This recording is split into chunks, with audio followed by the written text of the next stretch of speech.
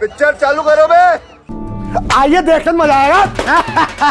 Case से नहीं डरते हैं, पर राजनीति की जो ये धारा चल रही है, इसमें ये जो MY factor, Muslim Yadav factor, जातिगत जनगणना, इन पर तो मैं आऊं। ये MY दरअसल बदल गया है क्या? महिला और युवा के हाथ में इस बार के चुनावी परिणाम की चाबी है क्या? अरे कहना क्या चाहते हो? मुझे लगता है इस बार इन तमाम फैक्टर्स से ऊपर उठकर हमें देखना पड़ेगा। हर वर्ग बिहार का बदलाव चाहता है। उसमें जाति कौन सी हो, धर्म कौन सा हो, जेंडर क्या है वो मायने नहीं रखता, उम्र क्या है मायने नहीं रखता। हर वर्ग चाहता है कि अब बदलाव की जरूरत है, आवश्यकता है। ये जंगल राज का जो राग अलापा जाता है, कौन सा? जंगल राग का राग अभी भी गूंजेगा, गूंजता दिखाई देता है। भाई जहां 24 घंटे में 9 हत्याएं हो रही हों, वहां राग क्या आलाप है? सुन रहे हैं, रोज अखबारों में आप पढ़ रहे हैं। इसी बिहार में से पहले के राज को जंगल राज बताते हैं। आज का नहीं देखना, 70 साल पहले क्या हो वो देखना है। आज बिहार में, पटना में, राजधानी में हत्याएं हो रही हैं, बलात्कार हो रहे हैं, वो नहीं देखना। क्यों? You are right bro. 24 घंटे में 9 हत्याएं, नहीं दिख रहा जंगल राज। फिर क्या होता है जंगल राज? तेरा जंगल राज, मेरा जंगल राज। अब आप देख लीजिए, आपके सामने जो दिखा रहे हैं। इस पर रिपोर्ट कार्ड देगी जनता? बिल्कुल देगी, क्यों नहीं देगी। और हम भी इनको एक्सपोज कर रहे हैं, लगातार कर रहे हैं रोज, और हमें जरूरत नहीं है एक्सपोज करने की। अखबारें पढ़ लीजिए, हो सकता है पेज 1 पे आने की नहीं आती होगी, धमका के नहीं आने देते। अंदर की अखबार, अंदर के कागजों पे आता है, पृष्ठों पर आता है कि पटना में हत्या। हमारे वक्त पेज 1 पे आता था। महिला युवा से असल जातीय जो संघर्ष यहाँ चलते हैं और जातिगत दलगत जो राजनीति होती है, मुस्लिम और यादव, आप जातिगत जनगणना को बहुत बड़ा मुद्दा बना रहे थे। अब तू गया बेटा, अब तू गया, देख तेरी औकात मैं दिखाता हूं तुझे। वो जनगणना में जातिगत जनगणना को शामिल करके सरकार ने उस धार को खत्म कर दिया है क्या, जो आपके आरोप थे? आप इसको देखते हैं धार को खत्म कर दिया, हम कहते हैं एक बार फिर हमारी बात मान ली, दबाव में आ गए। सत्ता में वो बैठे हैं, लेकिन दिमाग हमारा चल रहा है, जो हम कहते हैं वो करना पड़ता है। तो कर रहे हैं, क्यों नहीं कर लेते? तो वो तो देखिए, अब आप उसका क्रेडिट ये कह कि इन्होंने किया, उन्होंने कर दिया। देखते हैं कैसे करते हैं, हम भी देखते हैं कितनी ईमानदारी से करते हैं।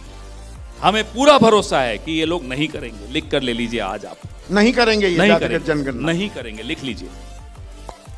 ये तो लेटेस्ट न्यूज है। क्या करेंगे फिर? यही बेवकूफ बनाएंगे जो ये पिछले 11 साल से बना रहे हैं। और आप जातिगत जनगणना का जो हमने तेलंगाना में करके दिखाया और पूरी ईमानदारी से करके दिखाया। ये याद इतना देर में क्यों आई? मंडल कमीशन 1978-79 में तैयार हो गई थी रिपोर्ट। पूरा 80 का दशक आपकी सरकार थी, आपने तो लागू नहीं किया मंडल आयोग। देखिए, उसे लागू किया VP सिंह ने, चाहे वो राजनीतिक मजबूरी हो। एक चीज मैं आपको बता दूं, लोकतंत्र में अफसरशाही और राजनेता और सरकारें तय कर लें कि आज ये लागू होना है और तो लागू कर दें, मुझे नहीं लगता वो सही होता।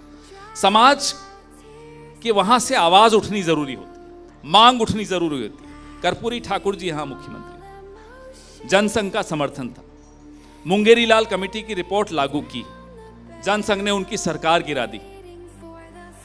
समाज तैयार हो गया था उस रिपोर्ट को लागू करवाने के लिए। कर्पूरी ठाकुर आज भी सब याद रखते हैं उस व्यक्ति को, क्योंकि सामाजिक न्याय की दिशा में उन्होंने एक बहुत मजबूत कदम उठाया।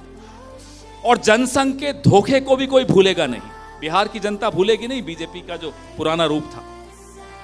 ये हमेशा सामाजिक न्याय के नाम पर धोखा ही देंगे। आज भी आप लिख लीजिए, जैसे कर्पूरी ठाकुर को दिया था वैसे फिर देंगे बिहार। आपने धोखा 2011 में भी दिया। सोशियो इकोनॉमिक कास्ट सेंसस आपने किया था, उसको सार्वजनिक कभी नहीं किया।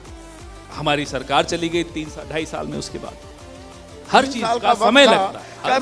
कैबिनेट को लगा एक धड़ा एनालिसिस ये मानने लगा, ऐसा नहीं होता कि थोड़ी हमारे लिए दिक्कत हो जाएगी। बिल्कुल नहीं होता। हमने तेलंगाना में सरकार बनाने के कुछ महीनों में काम शुरू करके खत्म भी कर दिया, ये नहीं बोलेंगे आप। इस सज्जन को क्या तकलीफ है भाई, क्या तकलीफ है इनको? आपने 80 के दशक की और कर्पूरी ठाकुर का भी जिक्र किया, अच्छा किया।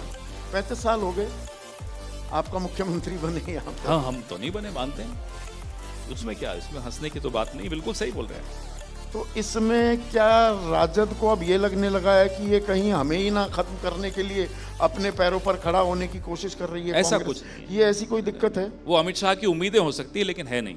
ऐसा है नहीं। तो अपने पैरों पर कैसे खड़े हो पाएंगे अगर छोटे भाई की भूमिका में ही रहे आरजेडी के साथ? छोटा बड़ा नहीं होता साहब, नहीं होता। छोटा बड़ा क्या होता है उसमें? अब दीपांकर जी को तो मैं अपना बड़ा भाई मानता हूं। सीटें कितनी लड़ते हैं कितनी लड़ते हैं उससे थोड़ा ही तय होगा। बड़े हैं, हमसे तो बड़े हैं।